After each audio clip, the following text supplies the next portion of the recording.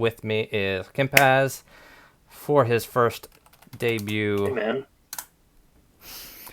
Welcome to the stream.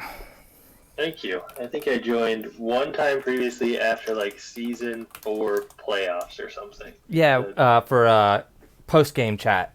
That's right. That's right. But you've never actually cast a match with me before, I don't believe. No, probably for good reason, but we'll see how it goes. All right, guys. So, first matchup tonight, we've got Hydra at Stars. So, get your ass over to the Arcane Arena. Teams are up. We've got Stars with Opherion, Talik, Mastrius, and Maccus. Up against Hydra's Raven, Uryu, Perrinn, and Theudoric. So, Hydra's playing with their food a little bit. And why? Why does Grumpf never play himself?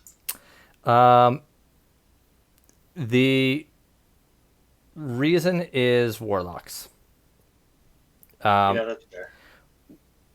Grumpf is not a particularly great PKer, and he likely is making the calculation that he's going to have a hard time dealing with group breakers and things like that.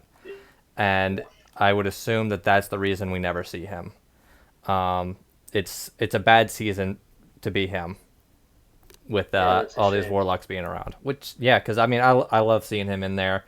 When he's able to go ham, it's exciting for me. But I think that the aspect of like being at the RP world puts you, in a advantage position for PK or for ACFL. I just think that's cool. It's a shame that we don't get to see it. Yeah, I agree. So looking at the teams, we've got Stars running the double bard composition, which is a composition that has potential, but you need a lot of damage to back it up. The overall damage output of the league has increased heavily since the days that Gallowglass was running riot with their double bard composition. And so you really need some of those heavy hitters backing your healing up, or else you're just going to kind of get worn down. Yeah. They're not going against a big damage dealing team on the other side, so though. they do have they do have potential to wear Hydra down here. But that said, the group breakers are going to wreak havoc with the bardic healing as well, which is another problem with the double bard composition this season.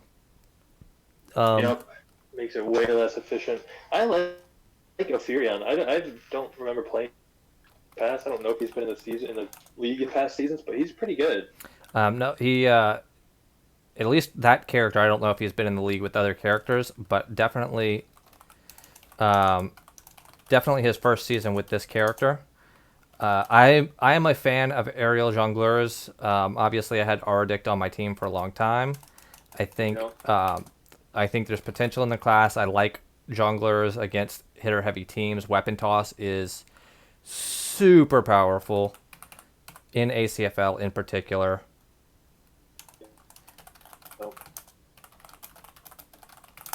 And but the issue is always you need to have the support around it. I think because they do less damage than their counterparts, Brewmasters and Scalds, and they're less tanky than those characters as well.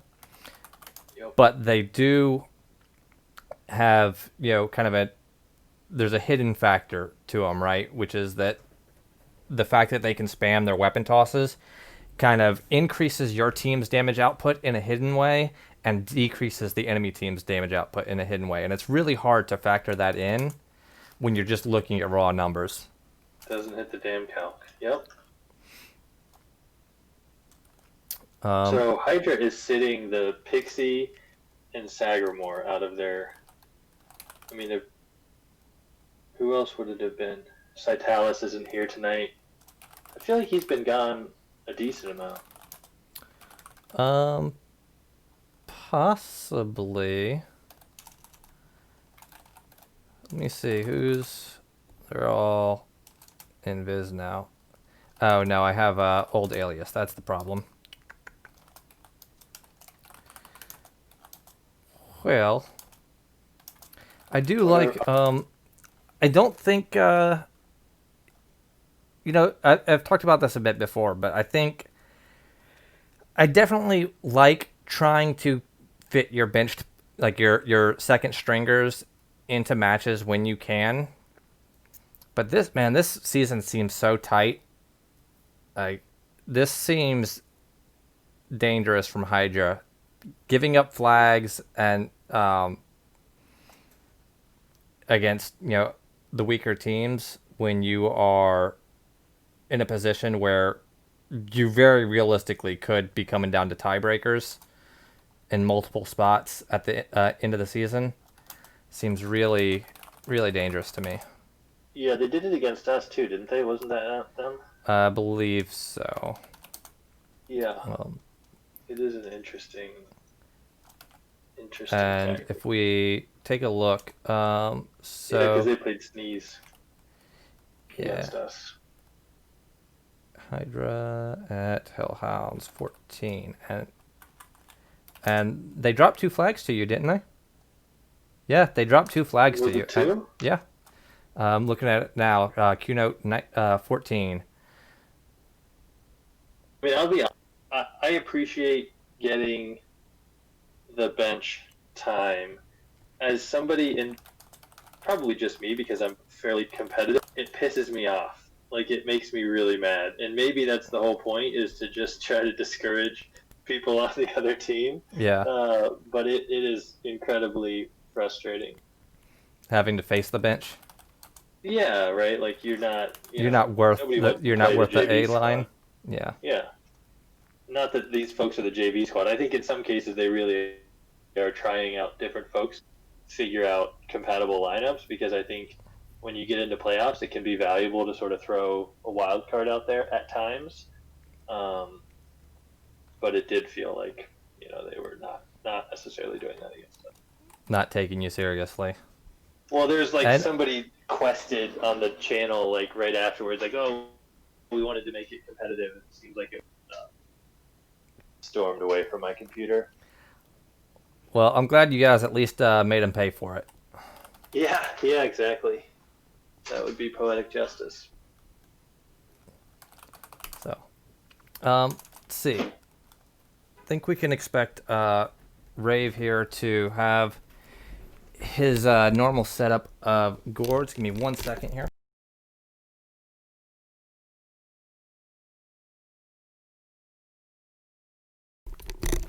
He's always been very well prepared, and I don't think the fact that down your overlay. Oops. Okay, is it down now? I would have expected if you were going to like play your non-A squad or sort of mix it up, you wouldn't use the Warlock to make him brew again. But again, I don't know how hard or easy brewing is these days. I believe the gourds do have a slow evap timer even when you're logged out, so it wouldn't matter. You'd have to rebrew regardless. Gotcha.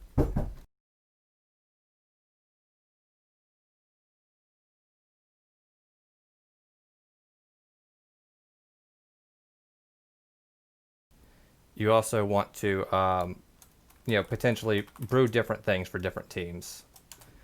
There's obviously a general idea that you generally want to have breakers and slows, but all right, and Theudoric takes a rake. Maccus takes a spell in return.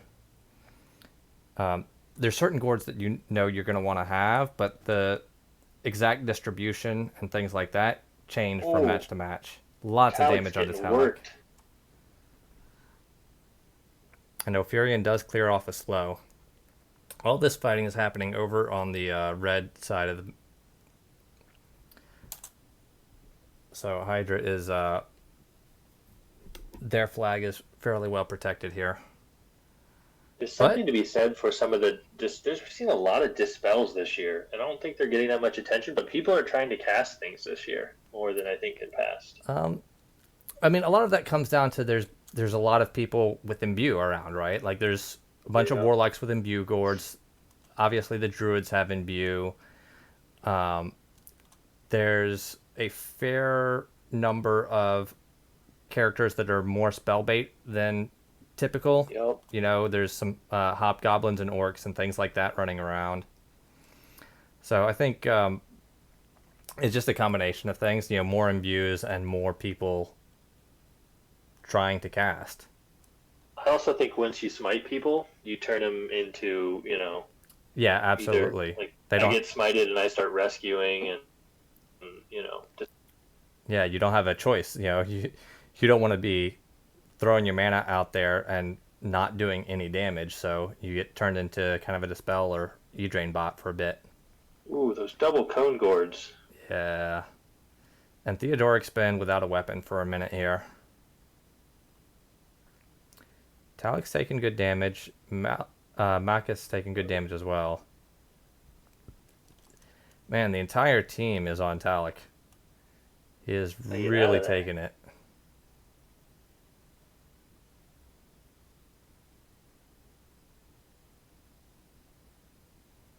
He was slowed, so that explains a lot of his weaker defenses. You know, Yep. Wild Elf is going to rely on dodge quite a bit, and when you're slowed, that's going to be a big hit to your defenses.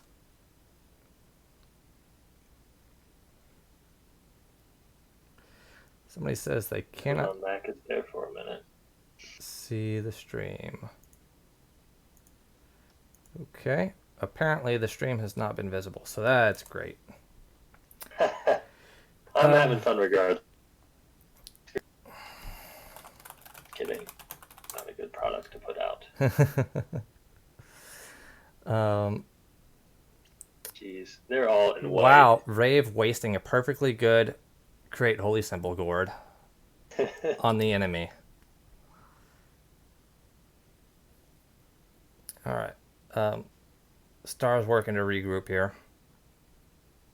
And Mastrius is swapping out of mana gear. Looks like Maccus is as well. Some of this is, I know they need to regroup to use the Bardic heal. That's obviously it. But almost as once you run through your mana or, a certain way through the match, you almost just have to fight ungrouped. It just is more of a distraction than it's worth to regroup at times. Yeah, I think Maccus takes a slow and immediately tons of damage. Oh my god. And his sync drops. Wow, yeah, dropped? Yeah, it just dropped on the tick. Not paying attention to his tick. For you? Not paying attention to his sync timer. And very costly. Opherion takes an entwine here, but he's got tons and tons of health, so I don't know that they're going to be able to kill him. They will be able to do a good bit of damage to him and get him low. Theudoric taking a beating now as well. So both sides getting pummeled. And Talik takes a slow. He is the one that can actually rehaste himself. I guess. I guess honestly, all of Stars except for Mastrius can rehaste themselves. So slow gourds are less effective in this match, other than the mid combat ones that led to Talik taking tons of damage. Yeah, a surprising amount of people still don't really notice it right away, or it takes longer to get it haste back up. Yeah, if you're really in the league, we need to be better than that. Talik takes another slow, and and his sync goes down on that tick as well. Oh my gosh! All the Stars really just letting their syncs drop, not paying attention to the timers. You really want to resync before it drops. Opherion putting on a show here to get an extra bit of hit roll for his team. The interesting part is there's not a ton of healing on the Hydra side. Yeah, they could get worn down. Yeah. but they're just not doing any damage to them, really, other than Theudoric. But all the fighting continuing to happen over on the Hydra side of things means that even if Stars wanted to, they're not really in a position to pick up. Hydra's right there. And Maccus goes down. Theodoric's got no weapon, he just got tossed. The hard part is Talik has just got hammered early and has been on the defensive, you know? He needs to be out there as the one sort of ready to tank and deal damage, but it's he's not been able to, other than in short spurts, and he's their primary damage dealer. And Rave snuck across and picked up the flag.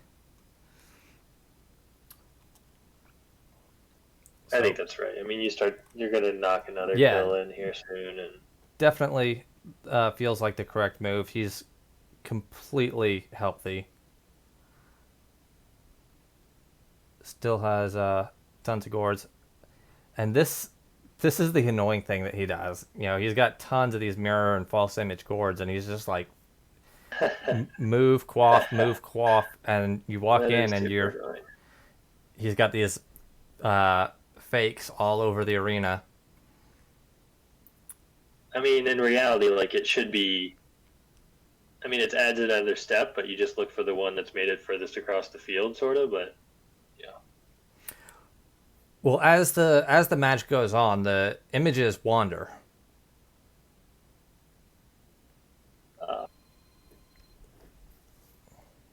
And like people get bloodthirst going, and they just, you know, they walk in, they see it, and they hit it. You know. Yeah.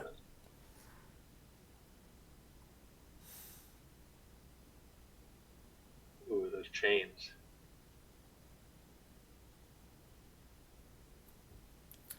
Talik's got.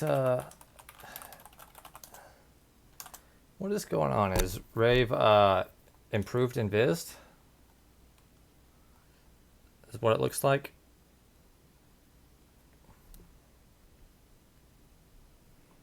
Yeah. And Talik goes down. Destroyed to us. So it looks like Hydra has taken pretty firm control. Opherion. Yeah, I think at this point you just want to choke people and keep them on the ground. Yep. Take control of the field and stagger deaths. They didn't stack that.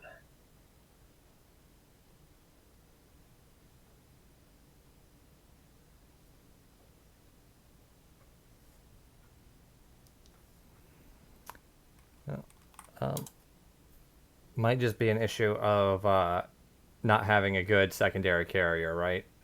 Perrinn's healthy, and honestly, in this position, he could be a fine carrier, especially as the middle carrier when you're less likely to have aggression come your way. You can just spam choke for anybody that's coming in. I think Perrinn would have been a fine carrier here, but I understand wanting to keep Rave as your carrier when Theo is badly hurt. But they have, regardless of, so I agree Theo probably, or Theo, however you say it, is probably not the right carrier, but any of the other three, you would still have 2 rescues to go across. Yeah. Like I said, I agree that in this position you want to have, it doesn't matter, like just run the flag with stack the flag capture. But I know some of the players that are newer to ACFL, it's hard to get them to focus on flag stacking. You and I have been here from the very beginning, and it's kind of worked in. But every season is, it's something that's hard to work on new folks to get through. Yeah, for sure. And I think, even for our team, I mean, last match was basically one where we just lost control of the flags. And, I mean, it was always going to be a stretch, but we did all right in the fighting. We just lost control of the flags. And screwed. That's the cool thing about ACFL is the tactics that come into play when you start thinking about how important the timing of picking up the flag is and how you can force the match that way. And Theo is raked, and so these weapon tosses on him are going to be really debilitating because he can't use his some of his abilities without a weapon. Maccus is back in now, though. Raven does have the third flag ready to run it across. And he's making his way now. Mastrius is using Ray on people that are good align. Which is a little awkward. The normal, what do you think of the third flag versus fighting it down? I mean, growing up in the Stars camp, I would have said, okay, now fight to the death. Okay, Maccus countercaps. It's a good move from him. I think generally it's better to run the flag. You're hurt. And so if you can, you're going to have a harder time winning the fight right there anyway. So the better option, I think, is generally to try and run the flag, try and force it across with rescues and whatever you need to. And if you're not able to, you force them to kill you and not make progress on the flag themselves. That way, then if they do get their 2 caps, you come back out and finish them off and close the game out. Stars are being forced into a tough position here because it's. Look at that gourd. Look at that gourd. Slow, double spell damage. Wow. Just take a slow and nuke yourself. How about that? Maccus yellow. Talik's back. Alright, Maccus is taking a lot of damage, yeah. It's the slow. I think he's still slowed, isn't he? Did he haste it off? Man, Uryu's red. If they can kill Uryu...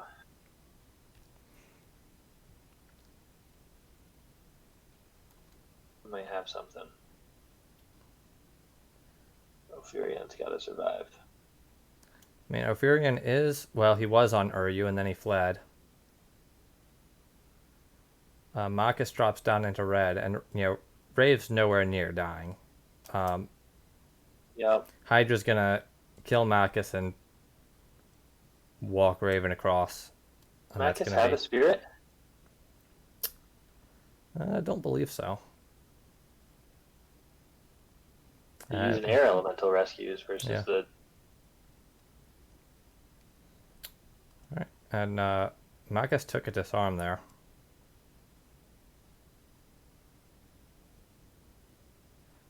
Oh, did his Sank drop again? Theo's Sank is down. Not the sloppy sanctuary. Yeah, it is not ideal. I have to imagine Theo was probably low on mana at this point. But, so I'm less concerned about that. He, I mean, it's too late to respawn at this point. So from that perspective, it's not great, but still. And Rave is sitting in the flag room now, which is good for... I mean, that's good for Stars. That they don't have to fight him. Might give them an opportunity to regroup, use Bard songs to heal back up. But Uryu... Nope, there we go. There it is. Do you think... Is there a reason why Maccus wasn't rescuing some of the spirit? You think he was out of mana or losing concentration because of stuns, or... He might have misplaced it where he loses his rooster song. So that's a possibility. Apparently those are hard to find sometimes. I don't know if you're aware. What's the damage look like? Alright. Uryu topping things out with the Dragon Slayer. Man, look at the drop-off after the top 2. Came down by half. Alright, I gotta run to our match. Thanks for having me on, man. I really appreciate it. Thanks for hopping in. And Talk to you later. Enjoy the next match. Will do. Have a good one. Good luck.